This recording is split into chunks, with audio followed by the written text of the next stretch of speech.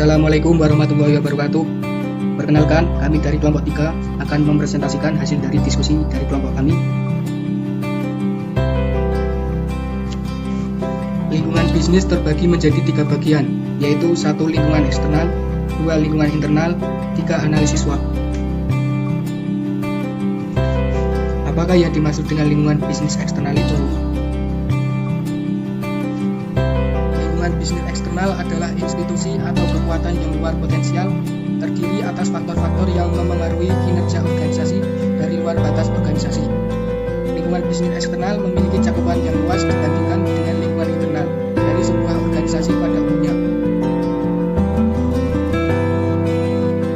Lingkungan eksternal terbagi menjadi 2 bagian, yaitu lingkungan khusus dan lingkungan umum.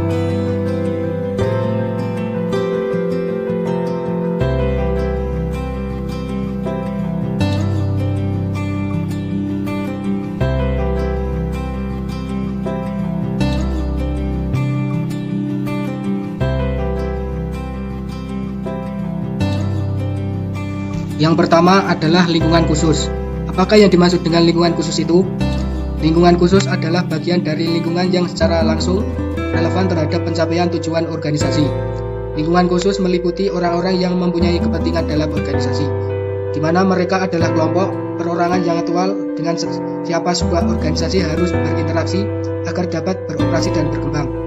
Di dalam lingkungan khusus atau mikro, perusahaan dapat melakukan aksi reaksi terhadap faktor-faktor penentu peluang pasar dan juga ancaman dari luar. Selain itu, lingkungan khusus seringkali disebut juga lingkungan tugas. Lingkungan ini berbeda untuk setiap organisasi, tergantung situasi dan domain operasi yang unik dari organisasi. Elemen-elemen penting dalam lingkungan khusus dari sebuah organisasi meliputi konsumen, pemasok, pesaing, kreditur, pelanggan, pembuat peraturan, serikat pekerja. Kemudian yang kedua adalah lingkungan umum.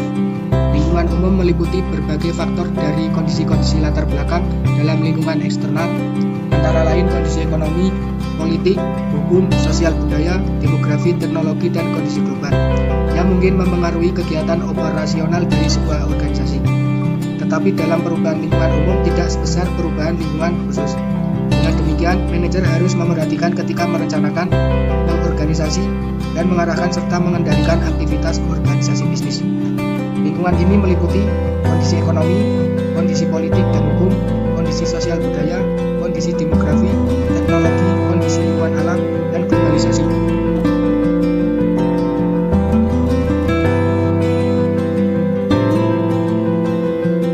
Apakah yang dimaksud dengan lingkungan bisnis internal? Bisnis internal adalah sumber daya manusia dan fisik yang meliputi faktor-faktor yang ada di dalam organisasi serta mempengaruhi kinerja bisnis secara langsung terhadap manajemen organisasi. Internal terhadap organisasi. Visi misi. Visi diartikan sebagai gambaran kondisi atau potret di masa depan berjangka panjang yang akan ditunda oleh sebuah organisasi.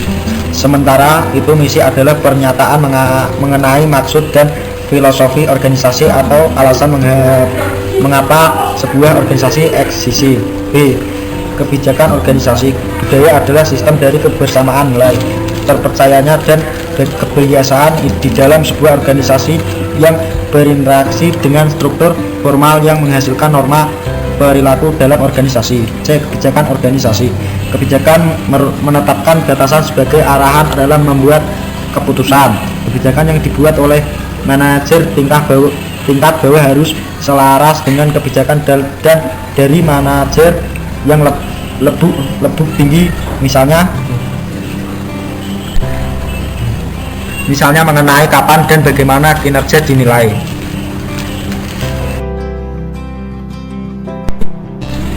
D.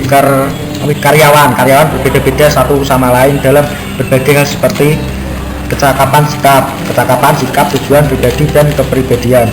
Akibatnya perilaku seseorang manajer yang efektif dengan seorang karyawan mungkin tidak efektif dengan karyawan lain. Agar bisa efektif, manajer harus mempertimbangkan perbedaan baik individual maupun kelompok.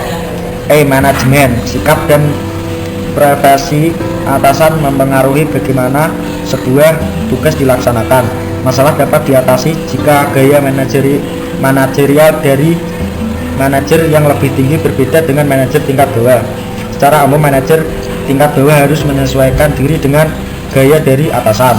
F. Organisasi informasi. Anggota organisasi akan menjumpai dua jenis organisasi di dalam perusahaan, yaitu formal dan informal. Organisasi formal ditunjukkan oleh bagian struktur organisasi dan uraian jabatan. Organisasi informal adalah hubungan yang berkembang dan pola interaksi manusia di dalam organisasi yang tidak ditetapkan secara resmi. Organisasi informal dapat berdampak positif atau negatif terhadap jalannya kegiatan perusahaan. G. Hubungan antara divisi dan organisasi informal. Manajer harus memahami benar hubungan antara divisi atau departemen yang ada dan harus memanfaatkan hubungan tersebut secara maksimal. Jika pekerjaan sebuah divisi tergantung pada divisi lain dalam arus kerja, maka manajer harus memahami bahwa kerjasama dengan divisi lain sangat dibutuhkan jika pekerjaan harus diselesaikan secara efisien atau produktif divisi ingin ditingkatkan. H. Pemegang saham. Dalam suatu perusahaan harus ada pemegang saham atau stakeholders yang memegang dana awal perusahaan. I. Modal dan peralatan fisik. Dana, mesin, gedung. Manajer harus mempersiapkan modal atau dana untuk menjalankan suatu bisnis. Modal ini dapat berupa dana, mesin, atau gedung tempat pelaksanaan bisnis. Hal tersebut dilakukan agar kegiatan bisnis dapat dilakukan secara terperinci, jelas, dan sesuai zaman.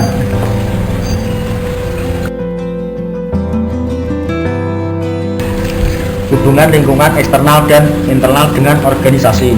Lingkungan eksternal sebagai sumber untuk pemasok dari sumber daya dan konsumen dari output. Seberapa besar lingkungan ini dapat mendukung organisasi, dapat membawa dampak terhadap operasi dan kinerja organisasi. Hubungan yang baik dengan para pemasok akan lebih menjamin kelancaran masuknya sumber daya yang dibutuhkan, dan pelanggan yang merasa puas akan mendukung permintaan terhadap barang dan jasa yang dihasilkan. Lingkungan internal berpengaruh langsung terhadap tingkat kemampuan dalam proses yang meliputi tiga subsistem yang ada di dalam sistem organisasi, yaitu masukan input, informasi, dan keluaran output. Yang terakhir adalah analisa SWOT, SWOT.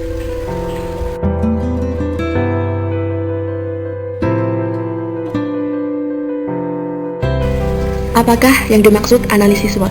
Analisis SWOT adalah sebuah bentuk perencanaan strategi bisnis yang diambil dari 4 sisi utamanya. S sebagai strength atau kekuatan, W sebagai weakness atau kelemahan, O sebagai opportunity atau kesempatan peluang, dan T sebagai threat atau ancaman. Pertama kali dikenalkan oleh Albert Humray, seorang pimpinan proyek di Universitas Stanford. Analisis SWOT ini didasarkan pada sebuah anggapan jika sebuah strategi yang efektif berasal dari faktor internal, kekuatan dan kelemahan, dan juga eksternal, kesempatan dan ancaman dari sebuah bisnis atau organisasi. Oleh karena itu, analisis ini menggabungkan keempat faktor dari internal dan eksternal. Apa manfaat analisis SWOT? Bagi bisnis UKM, manfaat analisis SWOT perusahaan sendiri adalah sebagai strategi penentu masa depan keberlangsungan bisnis perusahaan. Bagaimana sebuah perusahaan menjalankan strategi, misalnya untuk mencapai tujuan atau visi perusahaan. Analisis SWOT perusahaan ini dapat digunakan oleh stakeholder untuk mengetahui kondisi faktor internal dan eksternal dari perusahaannya. Penilaian SWOT perusahaan ini membantu untuk menetapkan prioritas mana saja yang harus didahulukan oleh perusahaan. Apakah hal itu berasal dari internal ataukah dari faktor eksternal. Tanpa adanya informasi tersebut, kita tidak dapat mengetahui seberapa besar potensi pasar, minat dan peluang pasar yang dapat dimanfaatkan, serta tingginya tingkat persaingan pasar pada produk atau usaha kita. Untuk itu, analisa produk atau usaha organisasi sangat penting dilakukan sebelum kita menawarkan produk. Faktor analisis SWOT. Faktor analisis SWOT terbagi menjadi dua, yaitu faktor internal dan faktor eksternal. Faktor internal. Beberapa faktor internal yang dapat digunakan untuk analisis ini dari sisi strength atau kekuatan, weakness atau kelemahan adalah kondisi keuangan, sumber daya manusia, masalah internal, pencapaian perusahaan ataupun hal penting di perusahaan. Inti dari faktor internal ini adalah segala hal yang datang langsung dari dalam perusahaan, bukan dari luar. Keuangan merupakan salah satu faktor internal bagi perusahaan. Sedangkan faktor eksternal yang dapat digunakan dan sederhanakan menjadi 5 step, yaitu P politik, E. Ekonomi, L. Sosial, T. Teknologi, E. Environment atau lingkungan, dan L. Legal, peraturan atau hukum. Sebaliknya, faktor eksternal ini haruslah berasal dari luar perusahaan. Segala hal di atas dapat dibedakan menjadi opportunity atau kesempatan, maupun threat atau ancaman. Contoh analisis SWOT, toko online. Sebuah unit usaha yang bergerak di toko online dengan praktik promosi dan pemasaran di internet melalui website dan sejumlah akun media sosial. Faktor internal dan faktor eksternal. Faktor internal yaitu strength, punya SDM bersemangat dan mau belajar, produk berkualitas, dan harga bersaing. Weakness, belum dikenal banyak konsumen, dan jadwal promosi masih belum efisiensi. Faktor eksternal yaitu opportunity, banyak konsumen mencari produk yang sedang dijual, dan kesempatan mengembangkan jaringan pemasaran seluas mungkin. Right, makin banyak pesaing baru dengan konsep segar dan menarik, dan sarana dan perangkat yang masih belum optimal. Apakah tujuan SWOT itu? Tujuannya adalah untuk menemukan aspek-aspek penting dari kekuatan, kelemahan, peluang, dan ancaman di dalam suatu perusahaan atau organisasi. Dengan 4 aspek tersebut, diharapkan mampu memaksimalkan kekuatan, meminimalkan kelemahan, mengurangi ancaman, dan membangun peluang-peluang di masa depan. Perlu diingat bahwa penilaian SWOT itu hanyalah sebuah alat analisis yang ditujukan untuk menggambarkan situasi yang sedang dihadapi atau yang mungkin akan dihadapi oleh organisasi.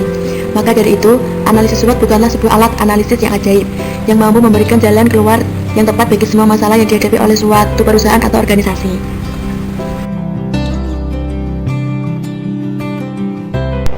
Matriks SWOT. Matriks SWOT dikembangkan oleh Whelan dan Hunger. Kolom vertikal berisi External Factor Analysis Summary atau IFAS, dan baris horizontal berisi Internal Factory Analysis Summary atau IFAS. Pada sel Strength Opportunities atau SO, diprogramkan strategi memanfaatkan peluang berkembang dengan menggunakan kekuatan yang ada.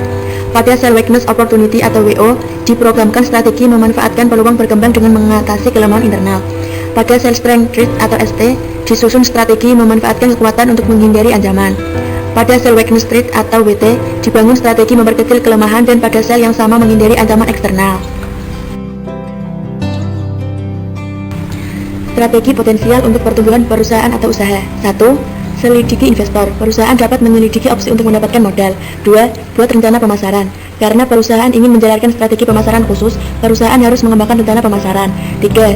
Rencanakan grand opening. Bagian penting dari rencana pemasaran itu adalah pembukaan perdana toko dan strategi promosi yang diperlukan untuk mendapatkan target pasar. Untuk keperluan apa saja SWOT analisis dibutuhkan? Pada dasarnya, adanya metode analisis menggunakan teknik SWOT ini bisa diaplikasikan dalam berbagai kebutuhan. Di antaranya analisis perusahaan, analisa diri sendiri, bahkan dapat diimplementasikan dalam perekrutan karyawan oleh HR suatu perusahaan. Apakah analisis SWOT hanya bisa dilakukan oleh pihak tertentu? Tidak. Misal, kamu ingin membuat analisa tentang bisnis Gojek. Kamu bisa membuat analisis SWOT-nya tanpa harus menjadi seorang pegawai di sana. Bahkan, dengan informasi weakness dan opportunity dari analisa sebuah bisnis, bisa saja kamu menciptakan ide bisnis baru untuk memecahkan solusi dari faktor W dan O tadi. Bagaimana cara menggunakan analisa SWOT ini? Cara mengimplementasi hasil dari analisa SWOT memang tidak mudah. Di antara cara yang umum digunakan adalah melakukan scoring untuk setiap elemen SWOT. Dengan sistem scoring ini, kamu bisa menentukan posisi perusahaan kamu sebenarnya dalam performa baik atau tidak dibandingkan pesaing. Improvement yang bisa dilakukan di antaranya ialah mengurangi poin-poin minus pada elemen weakness, serta menjadikan opportunity sebagai strength di masa yang akan datang. Sekian video yang dapat kita sampaikan, semoga bermanfaat bagi kita semua. Mohon maaf apabila ada tutur kata yang tidak berkenan di hati Anda. Wabillahi taufiq wal hidayah. Wassalamualaikum warahmatullahi wabarakatuh. Terima kasih.